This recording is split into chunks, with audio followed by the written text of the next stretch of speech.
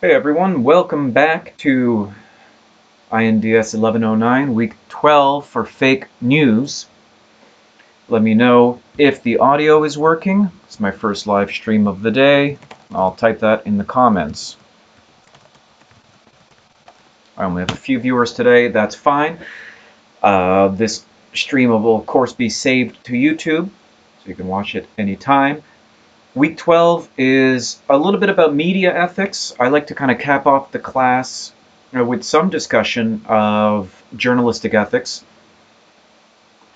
And then usually what I do when the class is in person is, of course, the last week is for group presentations. Alex and Mason, thank you. Audio is all good.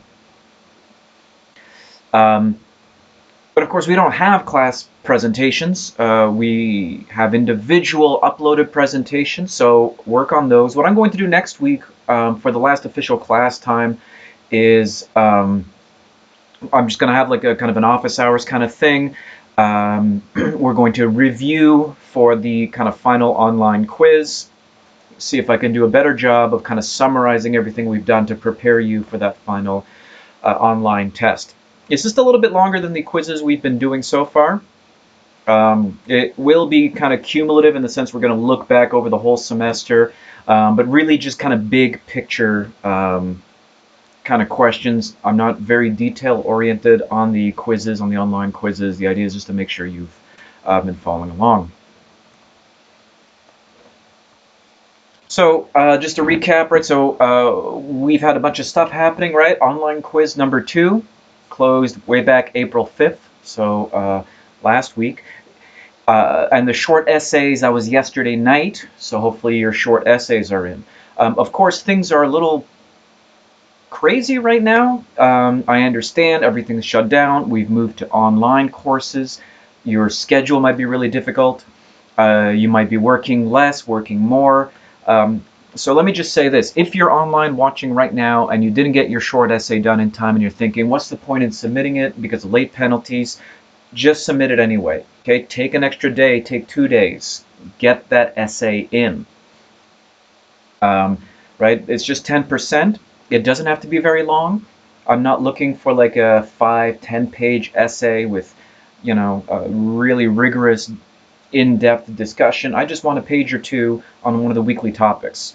Go online, have a look at those short essay instructions, and get those in the next 48 hours, okay? So if you haven't done it, you still have a chance to do so. Then after that, we're going to look at presentations. That's a big chunk of your mark here. But again, all I want to see is that case study turned into a presentation and then a screen capture. Take your smartphone or a little script. So if you've done a comm class, you might have done something like this already. If not, it's good preparation for your inevitable comm class at Fanshawe. I just want to see you. My original idea when I was designing this class was for students to create debunking videos of fake news. That would be good online content. We would create like a fake news channel on YouTube and people would watch it. But it turns out that these ideas were kind of half-baked. But it's a good exercise anyway to just kind of, what if we were the fact checkers? What if we were the debunkers? And finally, yeah, the final test is going to be online and it closes April 24th, but it's going to open before that.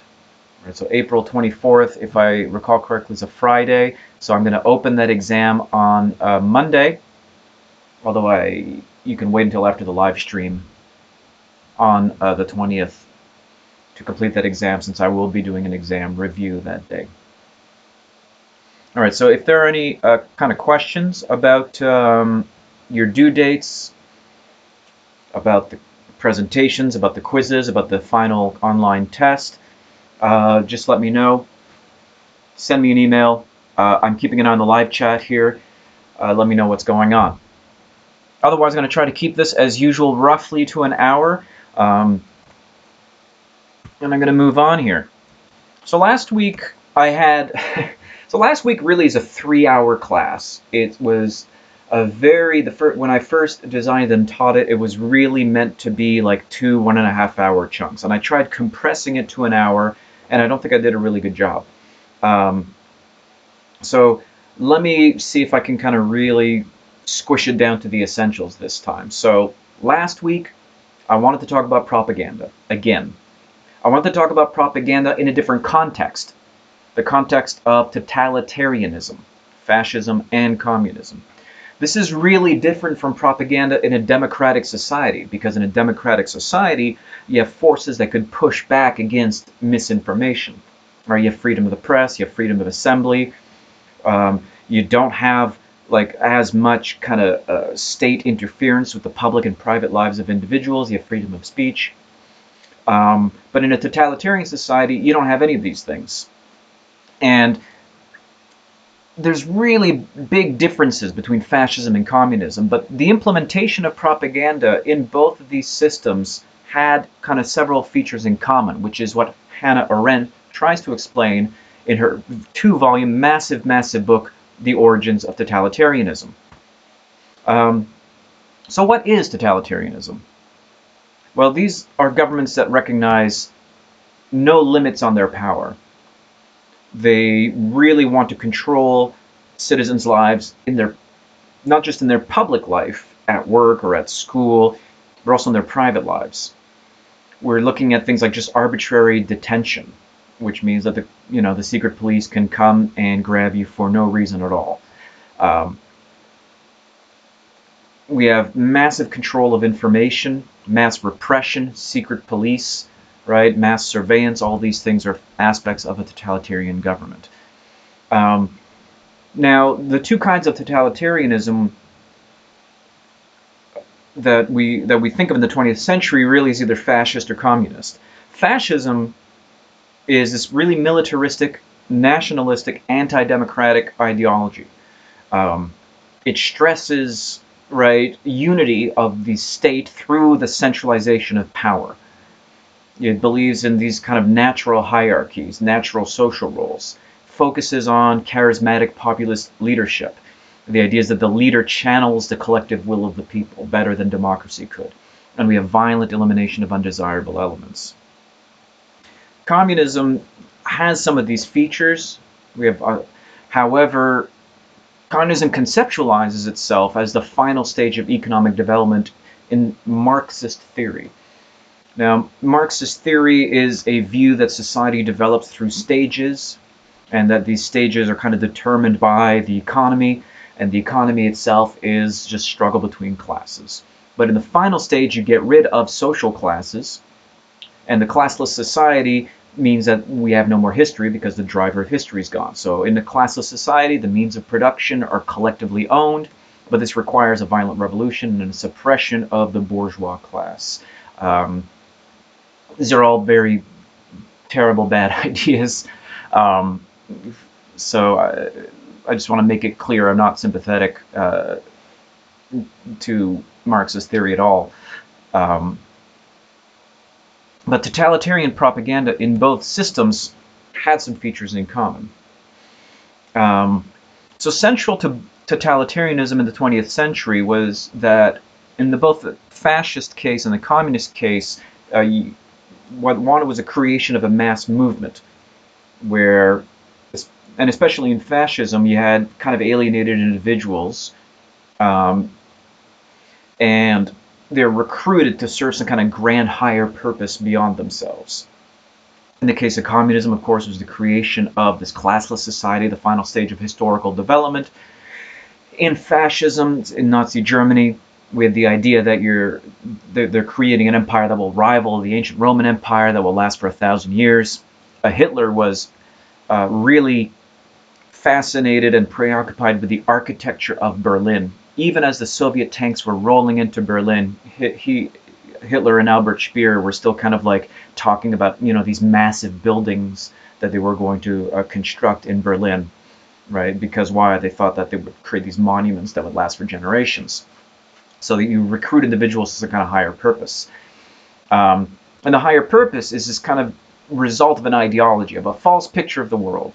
But what's important in the propaganda that you present to people in a totalitarian system is you present a world that is really consistent, predictable, comprehensible. You just simplify things, and you, instead of like a chaotic world where things might happen for no reason or there's competing interests, instead you have a consistent picture, a simplified picture of the world you can present to people through propaganda.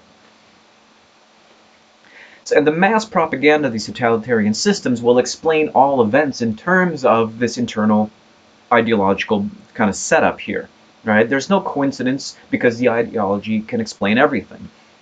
In the case of communist propaganda, Marxist theory was supposed to explain all historical events. In the case of Nazi propaganda, it was almost always in terms of an international Jewish conspiracy, something like that.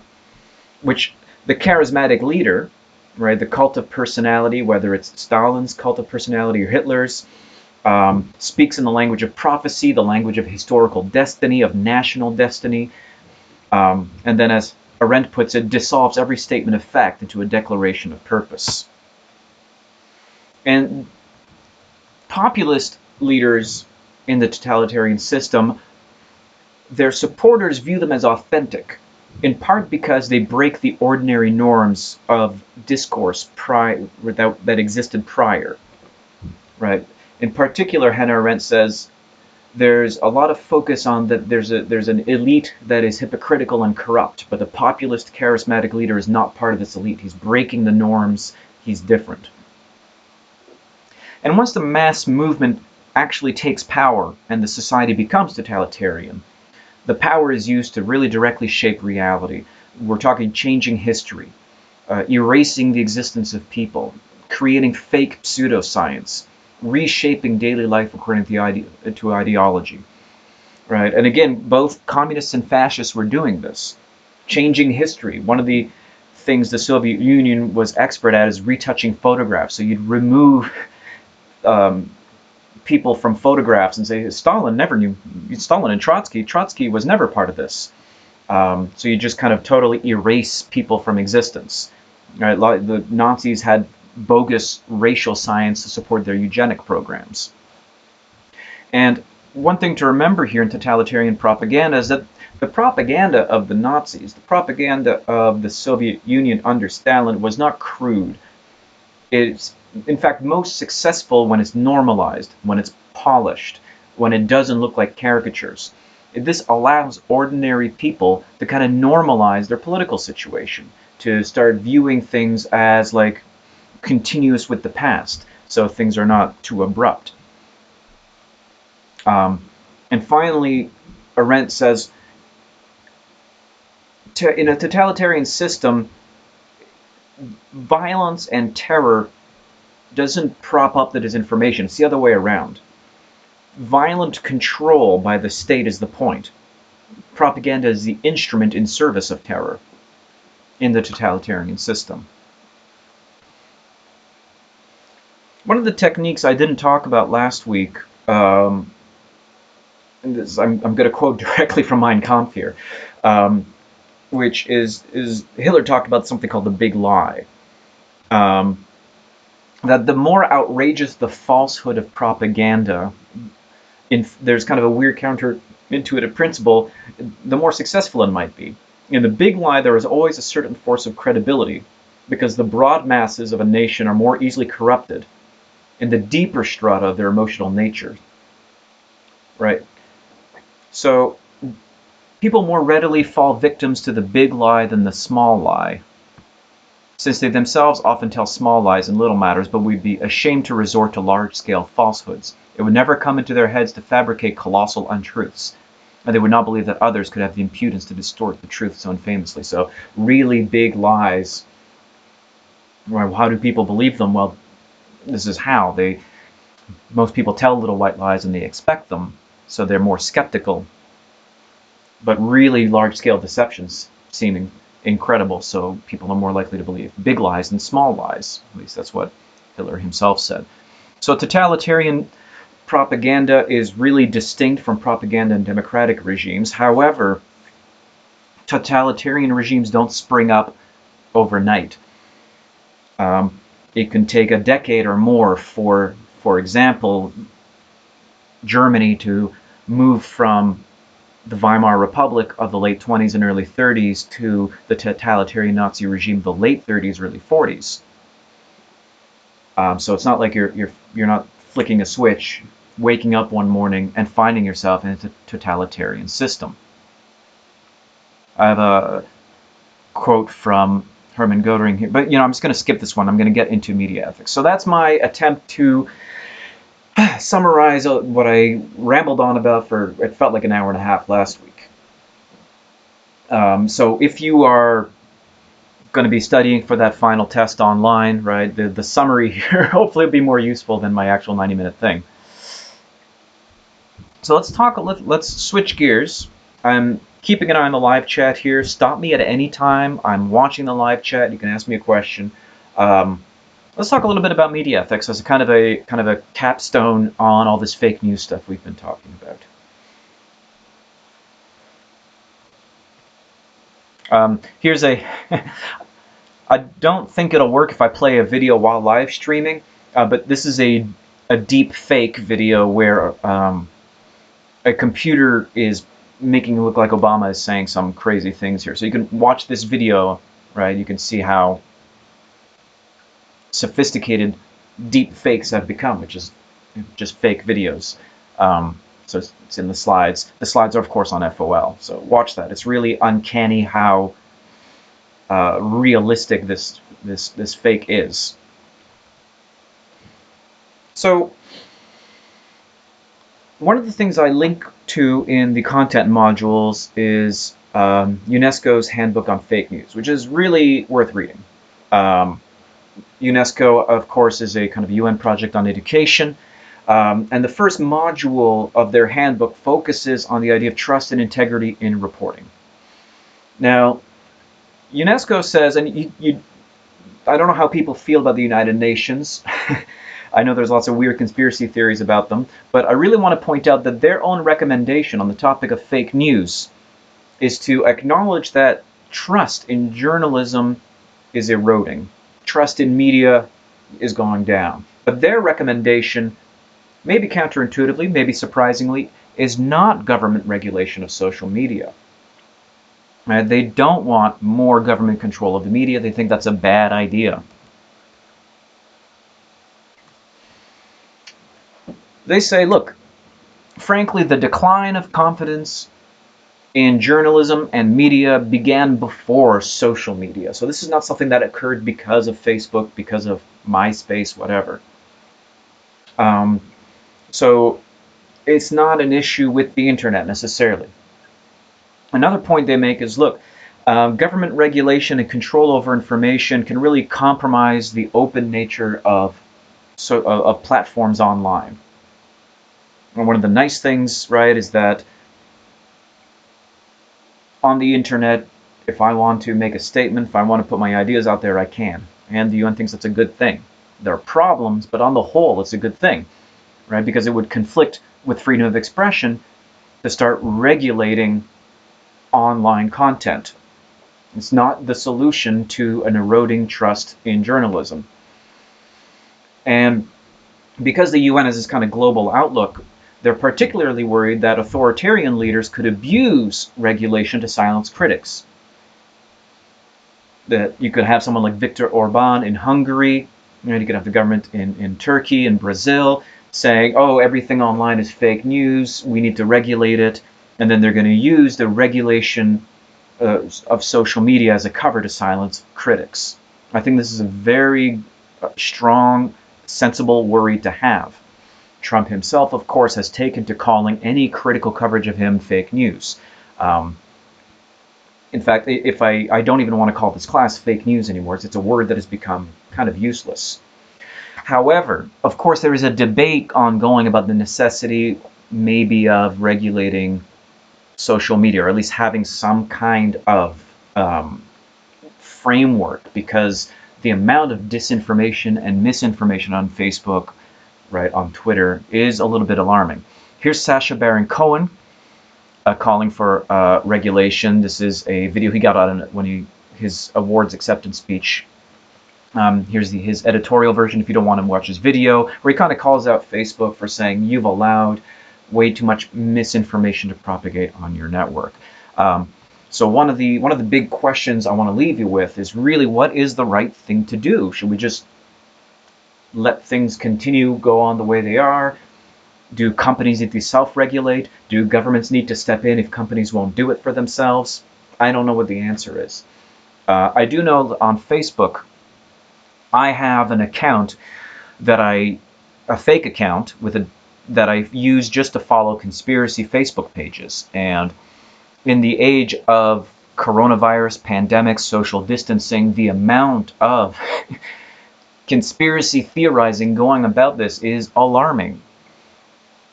I see a lot of conspiracies that the rollout of the 5G cell phone network is responsible for the virus, that Bill Gates is behind it, that he engineered it in order so he can microchip people through the vaccine. It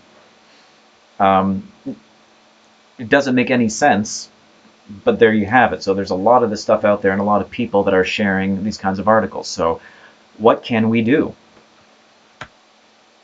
So what UNESCO says is, look, we need to work with civil society and the companies.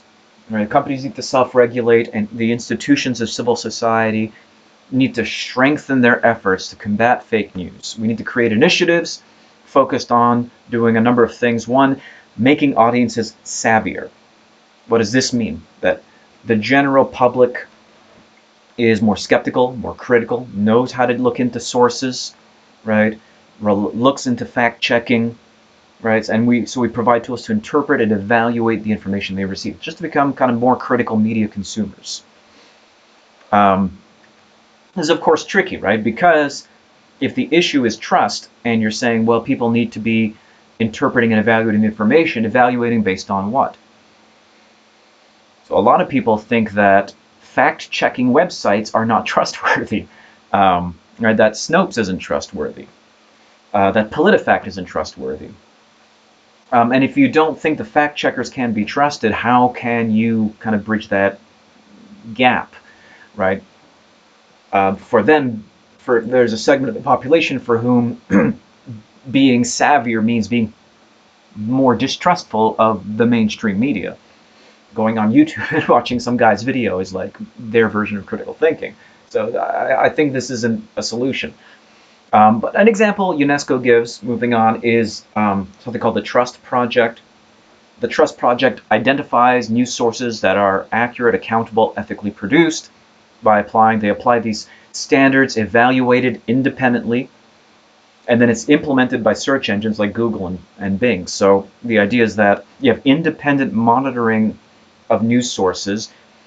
If they meet some criteria, then they could be kind of given like a little Trust Project check mark, where somebody can look like, oh, The Economist, who are these people? They have like a little check marks saying that they meet criteria of independent evaluation, and they can be trusted, unlike some other site. So what are the standards of the Trust Project? Trying to, when you have an independent audit of the practices of a media outlet, well, what are their standards? Who funds it? What is the outlet's mission? Is there a commitment to ethics, to correction, to accuracy? Right? Do they issue corrections?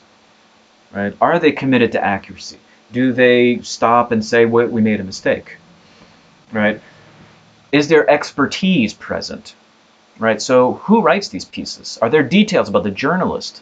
Other stories they've worked on? Right? Who is writing about, say, a public health topic, a scientific topic? They have a lot of experience writing about it, right?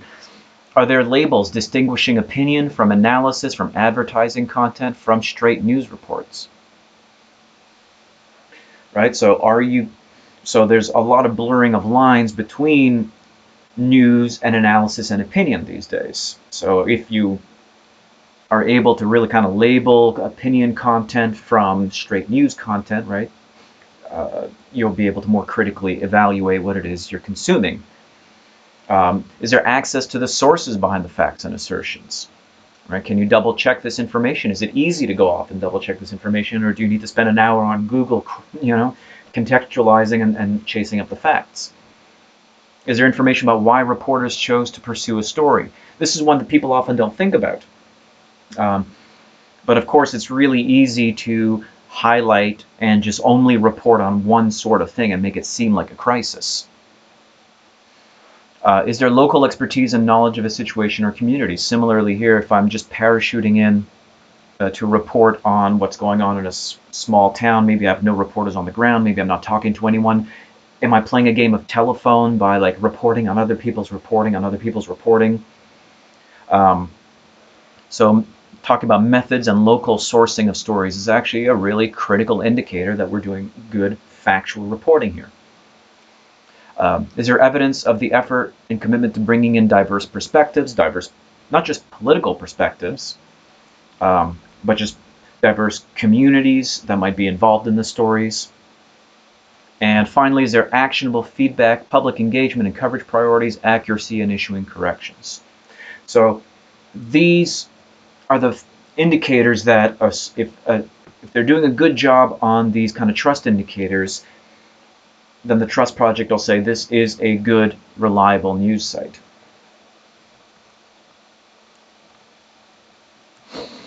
People apparently set fire to 5G towers. No joke. Yeah, that's true. I did see that story.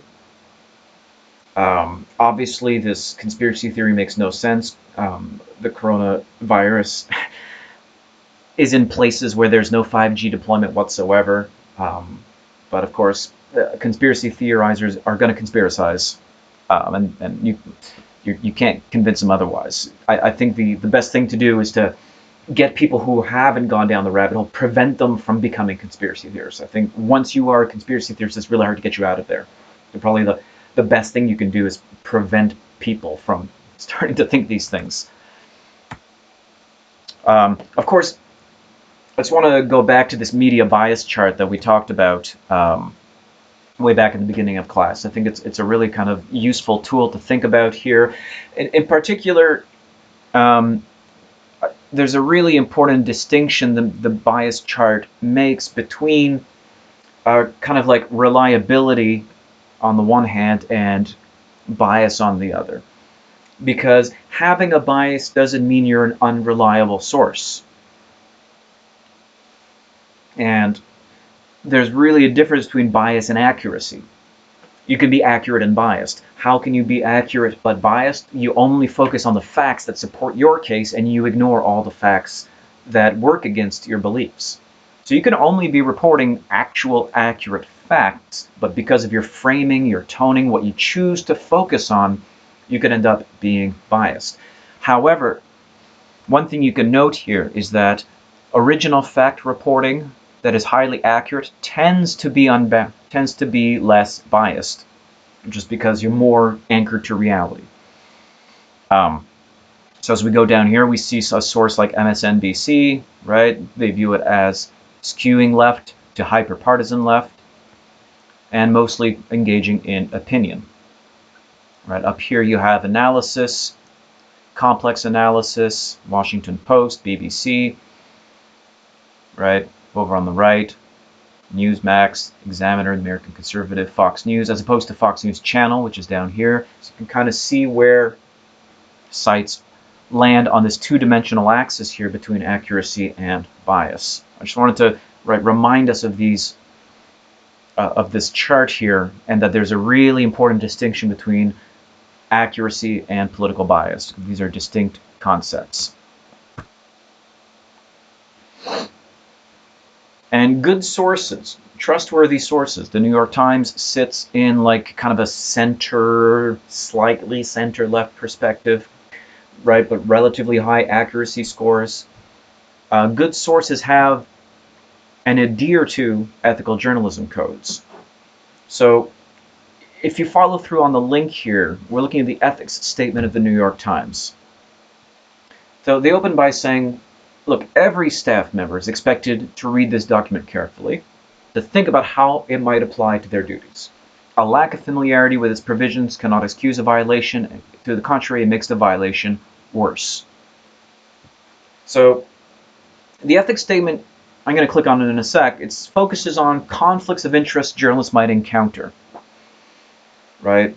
Conflicts of interest could be anything, right? Do you have a financial stake in the thing you're reporting in? Do you have a personal relationship? These kinds of issues. There's guidelines on integrity. There's a whole section devoted on when and how to issue a correction to a story.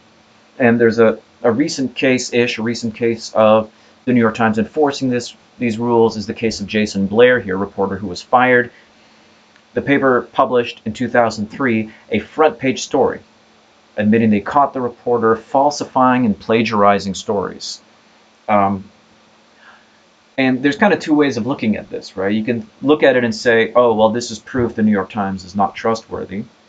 Or you can look at it and say, well, the fact that they admitted it and published a front page story on it means that there are problems. But at the same time, they are open and transparent about their attempts to correct the problems. So there's good and bad here. It's not all bad. It's not all good, but it's not all bad, right? Stopping and admitting you made a mistake, to my mind, makes you at least more trustworthy than if you're never able to admit a mistake. Let me click through on the ethics statement here. Hopefully it'll load properly in your browser windows. So, the New York Times Ethical Journalism, a handbook of values and practices for news and editorial departments. And I like that they make this really public. You can look at it yourself. If you're interested in the issue of journalistic ethics, you should definitely have a look at this document. It is very thorough. Right, scope of these guidelines, our duty to the readers. So they talk about, let me just make it slightly bigger, pursuing the news, right? What if you have a personal relationship with the source? You have to obey the law in pursuit of the news. What if you have financial ties, right? Disclosing conflicts, participation in public life. They even talk about protecting the paper's neutrality when you're using borrowed equipment. Like, these are very, very thorough guidelines. Here's a sample letter. I love this. A sample letter declining a gift. Let's click on that. Your recent gift. So this is a reporter who might have accepted a gift. Might have received a gift. It says, your recent gift came as a pleasant surprise. I appreciate you thinking of me. But the gift puts me in an awkward position. The New York Times bars its reporters and editors from accepting anything of value from the people or groups they cover. The paper does not want to risk the perception that it will cover a subject more thoroughly or skew its coverage of controversial subjects because interested parties have expressed appreciation for its efforts. I must return your gift with thanks. I hope you understand our position, and I thank you for your thoughtfulness. So suppose you get a fruit basket in the mail from a lobby group because you ran a flattering story on them. You're supposed to return it. You're not supposed to accept the fruit basket. That's the official rule. Now, do people always follow these rules to the letter? I don't know. But the fact that they're there, they're open, they're transparent, and you can call people out on breaking the rules because the rules are there, to me is a really good sign of responsible ethical journalism. Right. Did I just looked at my email live. I think I was trying to find the live chat there. Okay. And one aspect I find really fascinating about ethical journalism, above and beyond the kind of conflict of interest guidelines, is the idea of fact-checking. So I read a book when I was creating the content for this class called Antisocial, which is a critique of social media by a writer for The New Yorker called Andrew Morantz. He wrote a book about extreme views on social media, and in particular he kind of profiled some kind of like far right, kind of some neo-Nazi types and some just kind of like just far right types amongst others. And there's this great little anecdote in the book where he says, you know, before Hoft, who was an editor for the Gateway Pundit, which is kind of this far right low accuracy website, I told him that he should expect to hear from one of the New Yorker's 18 full-time fact checkers. So the New Yorker has 18 people on their staff, and their job is just to be fact checkers. Oh yeah, just like at the Gateway Pundit, Hoft said. We got a huge department of full-time fact checkers. He laughed so hard at his own joke that he nearly spilled his lemonade. So what does a fact-checking operation look like?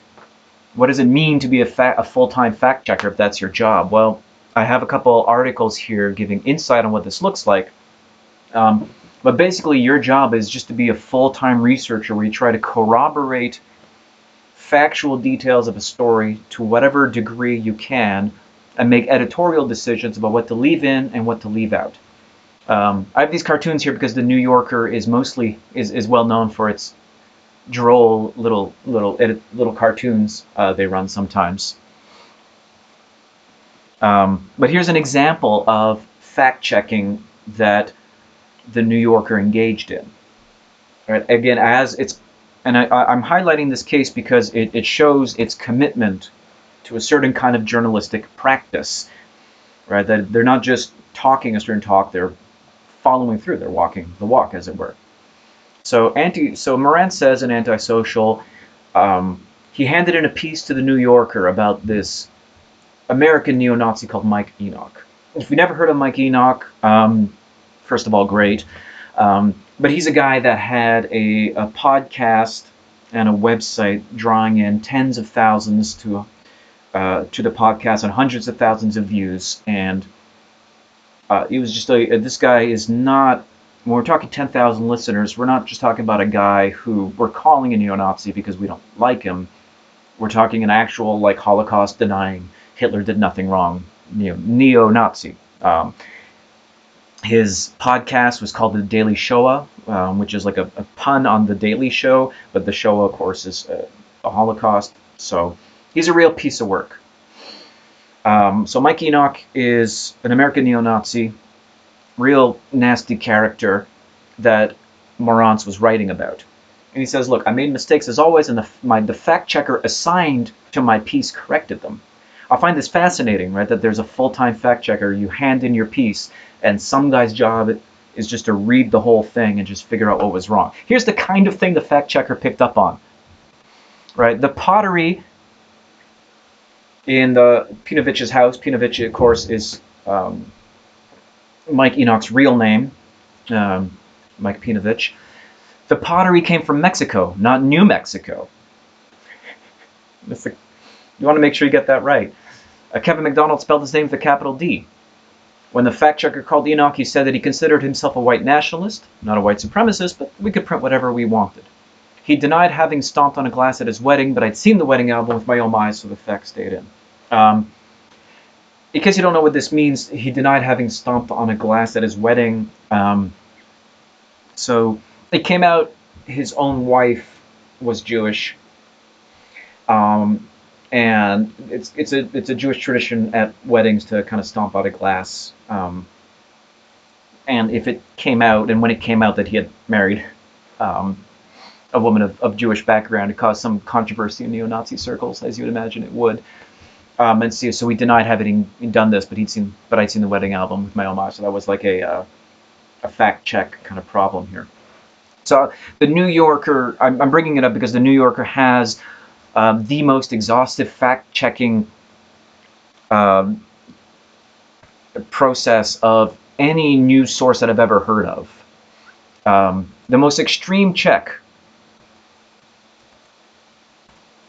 can be recalls when working for the New Yorker's fact-checking wing was a 30,000-word story about the Church of Scientology, which is an organization renowned for being litigious, which means that they like to sue people who write anything about them. So 2 dedicated fact-checkers worked to the piece, one of whom worked 6 months working on one 30,000-word story on the Church of Scientology. The Church of Scientology refused to respond to any questions unless they were emailed. So the fact-checker compiled a list of almost 1,000 factual questions, and they came one day with 47 binders, 4 lawyers, 2 publicists, and they just had a whole day showdown. And again, I'm highlighting this because it shows you that serious media outlets can absolutely go through the trouble of doing their homework, of doing these fact-checking, of assigning people nothing but the job of factually verifying claims. So it's not impossible in this day and age. And it's something I think that every organization should be doing, at least maybe not to this extent, but they should be doing it. They should be trumpeting it that they're doing it. They should be crying it on the mountaintop. We are fact-checking here. So a lot of fairly trustworthy newspapers and print sources have open standards and practices that your average person can look up. Right, the Washington Post does, Los Angeles Times, even USA Today, even BuzzFeed News, which is different than BuzzFeed, the clickbait site, right, has news standards and ethics guides, and you can hold them accountable to that when they fail up their own standards. Most cable news outlets, MSNBC, Fox News, don't have a public-facing code of journalistic ethics. I looked, I can't find them. Right, I did some research here finding all these links. What do the ethics guidelines look like at major newspapers? Newspapers typically have these. Cable news outlets don't. Some professional reporters who went to like Columbia School of Journalism, who dedicated their lives to journalism, don't consider cable news journalism at all. They think you should not watch cable news. I'm not going to go that far.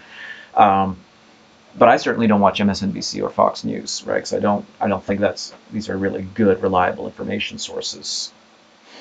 And obviously, far partisan political websites. I'm talking Breitbart, Gateway Pundit on the right, Addicting Info, Common Dreams on the left. Also don't have public ethics codes you can hold them accountable to. What are their standards for fact checking, right? How do they select stories? Right, go back to the indicators of the Trust Project, right? Do they have local sourcing? Do they have transparency and expertise? Right, if you don't know what these sites are doing, how they're selecting stories, what their expertise is, what their fact-checking process is, how they issue corrections, you should just drop these sites. Just don't read them. Right? If you're going to read them, it's going to be really important to cross-check factual claims, account for the partisanship, right? Because they're both, right, not just bias, but kind of mid to low accuracy. One of the things, and obviously, you know, if you look at the web traffic here, right, Addicting Info and Common Dreams don't have half the traffic of Breitbart. So I don't mean to have some kind of false balance here in terms of like the impact and influence these sites have. So we've talked so far about ethics and trust for media outlets as a whole. For individual journalists, what does ethics usually look like? What are you taught in journalism school if you go to journalism school? The two kind of core principles are to limit harm and report the facts.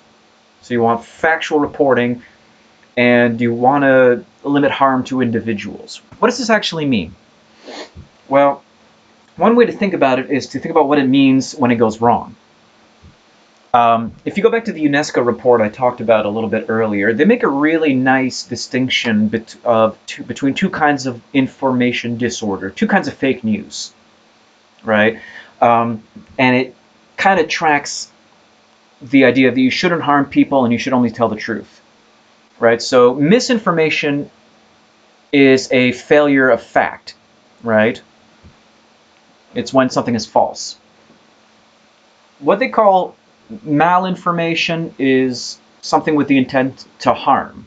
So if it's reporting that the intent is to cause harm to someone. That could be harassment, hate speech, doxing, right? So if you're if you have a big Twitter following and you could absolutely mention someone and just kind of know your Twitter following is going to kind of dogpile a target. So if you are, and this happens on the left and the right, on the right-wing side of things, you absolutely have people that, in cases like Gamergate, people who say like, look, this feminist YouTube channel said something mean about your favorite video game, please go destroy them, right? So then you get, harassment, you get death threats, you get doxxed, that kind of thing. On the left, it happens as well. Oh, this person said a joke I don't agree with, it was offensive, I'm triggered. Find them and destroy them, right? So this is kind of the intent to harm thing, that if you're a media outlet, you should never be doing this.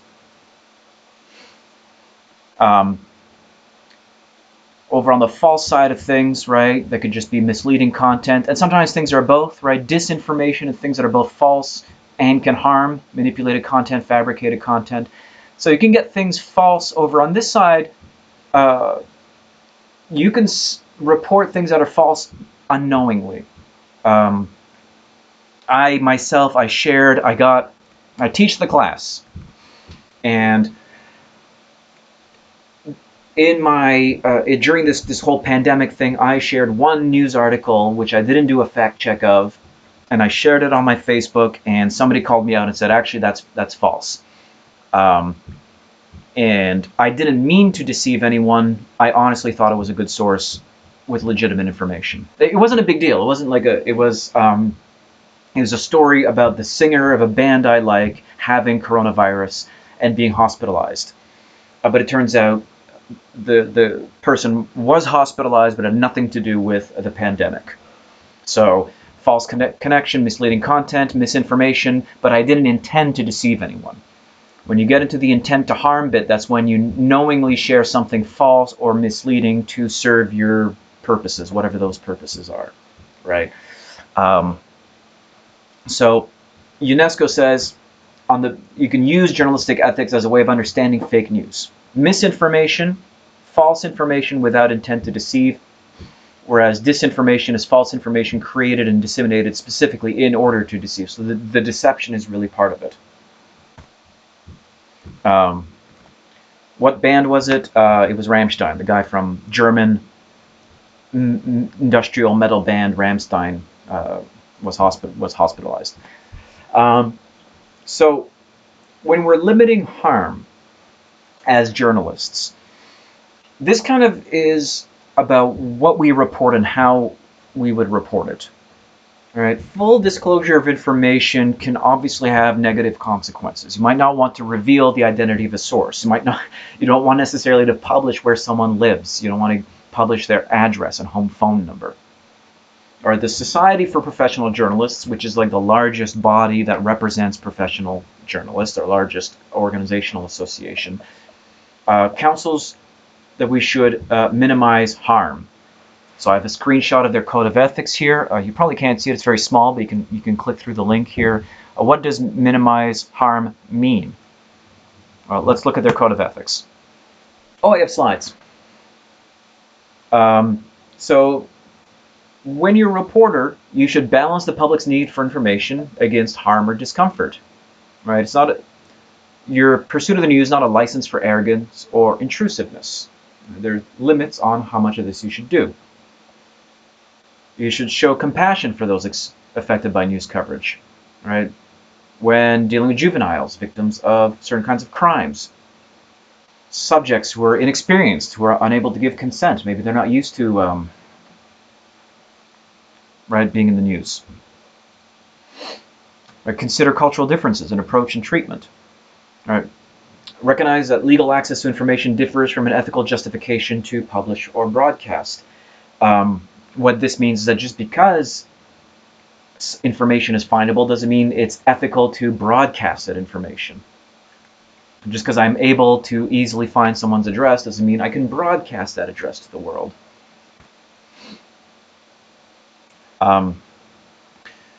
Here's an interesting and important one, right? So when it comes to minimizing harm, private people have a greater right to control information about themselves than public figures and others who seek power, influence, or attention. So somebody's private life, if they're not running for office, is not necessarily fair game the way somebody who is running for president, right? Then their private life, there's different considerations here, right? Avoid pandering to lurid curiosity, right? Right to a fair trial, the public's right to know. Consider the implications of identifying suspects where they face legal charges. These are all kind of common sense things about limiting harm when you're reporting. All right, consider the implications of the extended reach and permanence of publication. Provide complete information as appropriate, so update. In Europe, I think in Germany specifically, there's a big debate about something they call the right to be forgotten.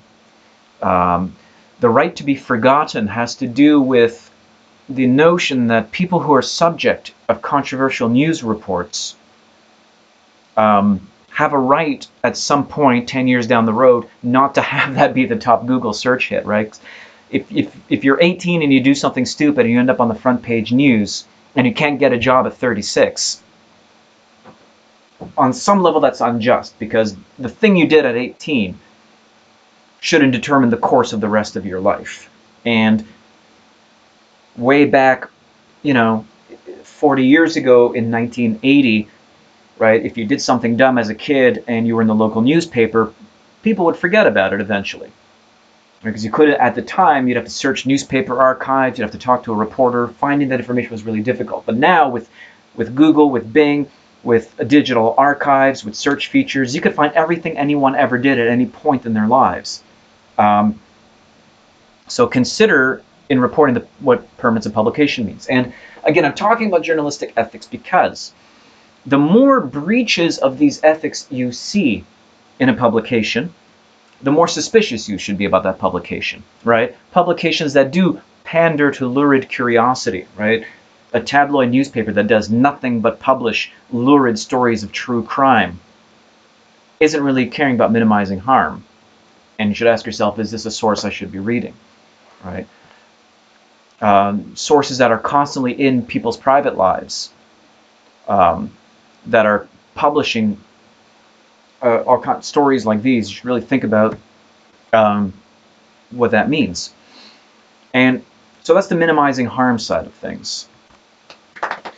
When it comes to the factual side, right, so you should seek truth and you should minimize harm doing so.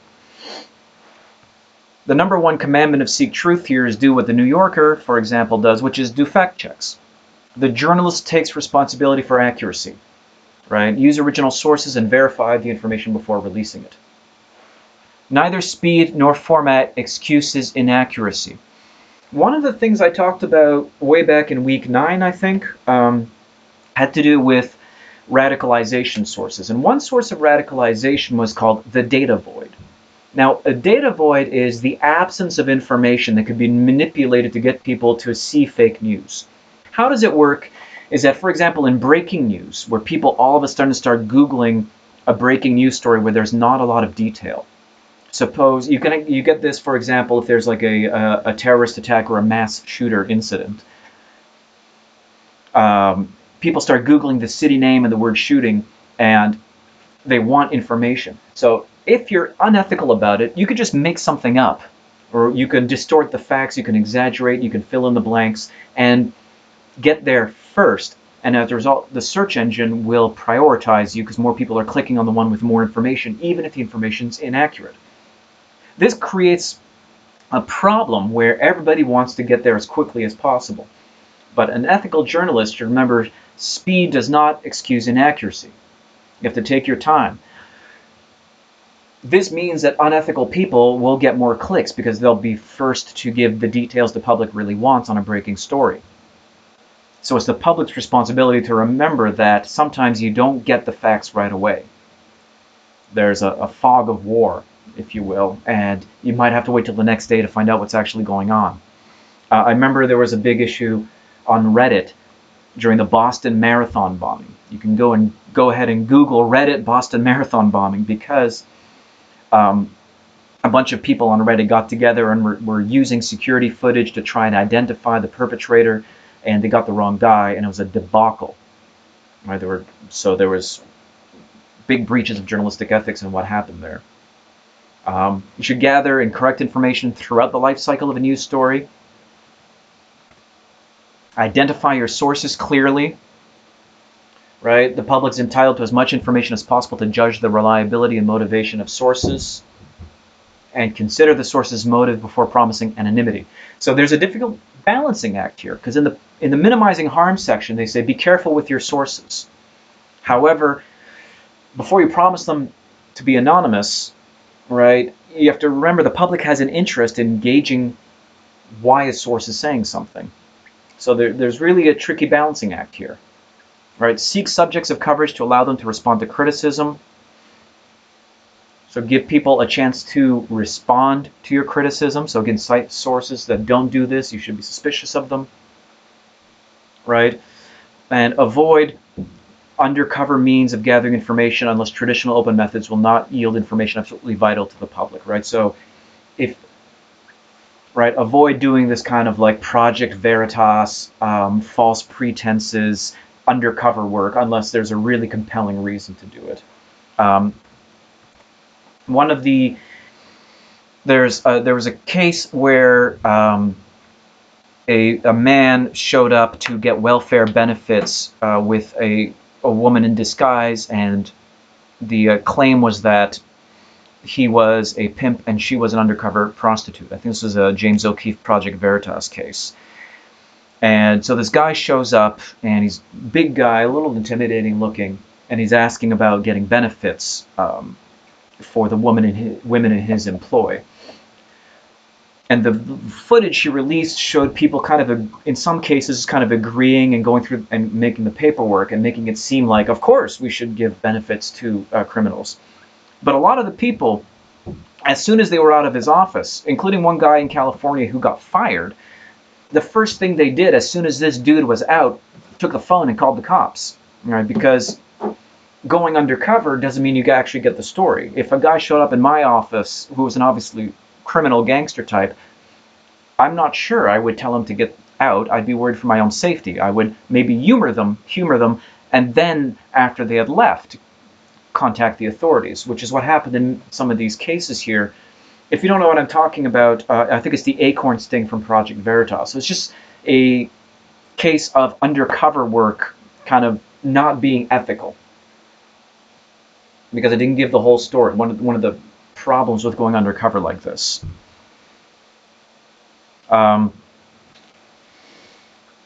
Right, hold those with power accountable, support the civil exchange of views, recognize a special obligation to serve as watchdogs over public affairs, right, keep access to public records, right. So there's a couple more. Let me just kind of run through these things because what time is it? Almost 2 o'clock. Avoid stereotyping. Clearly label advocacy and commentary and opinion from analysis and news. Never distort the facts. Never plagiarize. So these are really obvious things. So media outlets who regularly fail at this and don't correct are outlets you should be suspicious of. So things you can think about as we talk about media ethics, right? Can we evaluate media sources by reflecting on the ethics codes?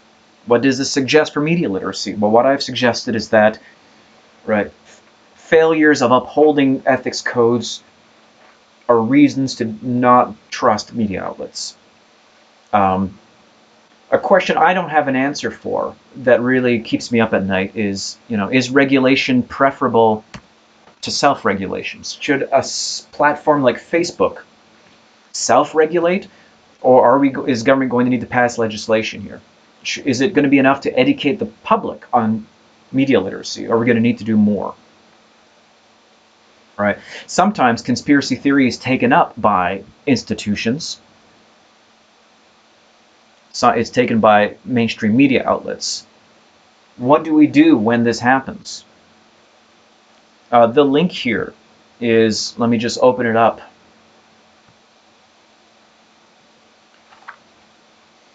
So most knowledgeable commentators say that, there's a paywall here, the idea that Ukraine was involved in electoral meddling is a conspiracy theory. However, the Trump White House has pushed this conspiracy theory, like the Hunter Biden Ukraine one as well. So what do you do when powerful institutional actors take up conspiracy theories themselves in a journalistic context? It's a very disturbing question for me. And finally, can the open nature platforms survive alongside their use by obviously malicious actors like white supremacists, which we talked about in the radicalization segment? So these are really tough questions, and I don't have answers to them. I did want to contextualize them a little bit. I'm not going to go through all these slides, but I recently read a book, and I think I'm going to incorporate it into the next iteration of this class, called Network Propaganda, in 2018. And I think it's interesting context to these questions, especially question Number 3, about institutional actors. When you have really powerful mainstream institutions which are consistently failing at ethics in journalism, in reporting, and media. So this book was published by Oxford University Press, written by 3 authors who specialize in media studies. The book analyzes 4 million pieces of news that were shared during the 2016 electoral period. And they used a big data technique developed by Harvard and MIT. I think it's called, you can click through here, it's called Media Cloud, which is a massive database platform that you can use to conduct scholarly media analysis. And what the authors found in this book was that political polarization and radicalization in American politics during the 2015, 2016, 2017 period, the kind of critical fake news period, was not primarily driven by marginal actors. It was not driven by Russian interference. It was not driven by kind of these small-scale fake news websites. They argue the problem had more to do with traditional media than the internet. Right? Again, with these institutional actors. And they weren't looking, unfortunately, they found a partisan explanation. This is a hard sell because nobody wants to hear that it's a partisan problem. But they found that, generally speaking, the far-right media ecosystem was just behaving somewhat differently. They have a number of case studies, and you can look at the book and kind of see it for yourself. One interesting case study had to do with the accusations that President Trump had sexually assaulted a minor back in the 90s. This was a story that was massively shared on Facebook, showing that, of course, the left would love to have these kinds of stories about Donald Trump. However, the media ecosystem shut down the story pretty quickly. So while some far left sites shared it, sites that you'd find at the bottom left of media bias fact check, it wasn't picked up by mainstream outlets because the story did not survive basic fact checking. So the idea here is that because of, and it's not something intrinsic to the left politically or the right politically, it's something about the structural media ecosystem itself.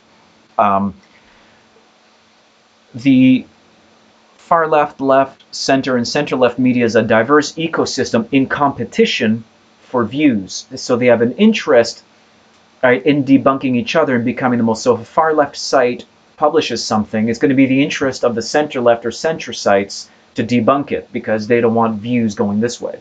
So you have a media ecosystem that is more diverse and thus shuts down stories more often. But in the book they say, look, we will make the argument that the behavior of the right-wing media ecosystem represents a radicalization of a third of the American media system, driven by a group of extreme sites, Breitbart, InfoWars, TruthFeed, Zero Hedge, Gateway Pundit, none of which claim to follow the norms and processes of professional journalistic objectivity. Right, so everything we've been talking about in terms of media ethics, the book claims is absent here. As we will see time and time again, in our overall analysis of the architecture and in our detailed case studies, even core right-wing sites that do claim to follow journalistic norms do not do so, therefore fail to act as a truth-telling brake on radical sites. Instead, we repeatedly found, for example, Fox News accrediting and amplifying the excesses of radical sites.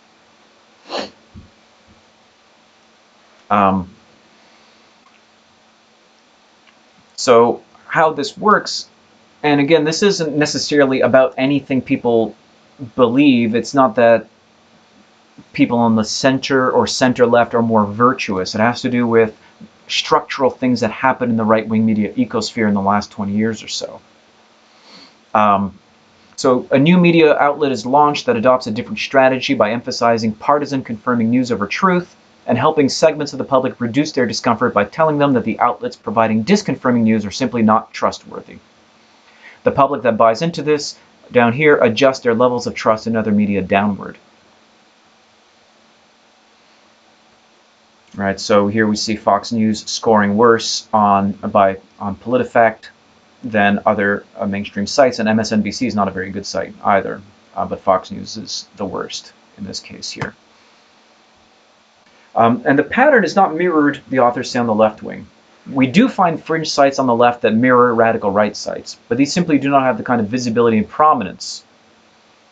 Right? The most visible sites on the left, like Huffington Post, are at their worst mirrors of Fox News, not Gateway Pundit. All these sites are tightly integrated with traditional sites like the New York Times. These sites operate either directly under long-standing norms or indirectly sensitive to criticism based on reporting that adheres to such norms. Right, so what the authors say, they've analyzed 4 million pieces of news, and they say, look, HuffPo, Common Dreams, all these sites, Daily Chaos on the left, absolutely are just as bad as some far-right sites in propagating conspiracy theory and baseless allegation. However, what they don't have is mainstream sites that then amplify these conspiracy theories. Instead, they tend to be shut down. Why? Because of a diversity of views on the... So it's not a left versus right thing, it's a far right versus everyone else thing. And because there's a diversity on the everyone else side, there's an incentive for these other sites to shut down non-factual reporting. Right? The difference that the audience... Right, there's ample supply and demand for false narratives on the left. The difference that the audience oriented towards the left form part of a single media ecosystem with center, center-left, and left-wing sites that are committed to journalistic norms. Norm-constrained sites serve as a consistent check on the dissemination and validation of the most extreme stories when they do emerge, and have no parallels in the levels of visibility or trust that can perform the same function on the right. So the idea here is that there's an asymmetry. And one of the cases, right, is Trump rape versus Clinton pedophilia frames. Right, you can just kind of look at the difference in reporting here. Right, the Clinton pedophilia story that kind of culminated in the Pizzagate shootout, right, when guys showed up to Comet Ping Pong with a rifle, had way more airtime. So you can kind of look at, anyway, it's a very fascinating book, and what I didn't want to talk about this necessarily because I was scared of making a partisan argument which was not data-driven, but the book Network Propaganda offers this data-driven analysis here.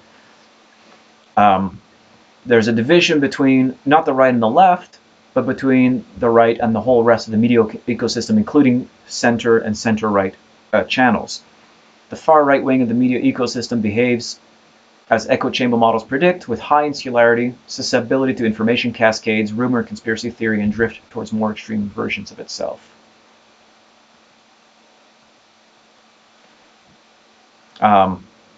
So you could have a look at that book. If you want a copy, I can direct you towards some reviews. It's actually a very interesting book. It's called Network Propaganda. It was published in 2018. And again, it is not, I just want to make clear, it's not a pro-left book. It's a media analysis of certain sectors of the American far right, which is, and it makes a distinction not between left and right, but between far right and everyone else. So it's called Network Propaganda, fascinating data-driven book. Maybe for next year, I'll do like a deeper dive into it. Okay, so today, journalism, journalistic ethics, and the relationship between ethics and evaluating sources. There will be a couple questions, mostly about the ethics side of things in the final exam. Next week, I will be doing a review. For now, that's all I have. If you don't have your papers in, please get those papers in. Even if they're like a day late, 2 days late, don't worry about it. 3 days late, start worrying, send me an email, but just get those out there. Otherwise, I'll see you next week for our content review. I'll be trying to summarize everything we've done and preparing you for the final exam. I'm looking forward to reading your papers, seeing your presentations. All right, thanks so much.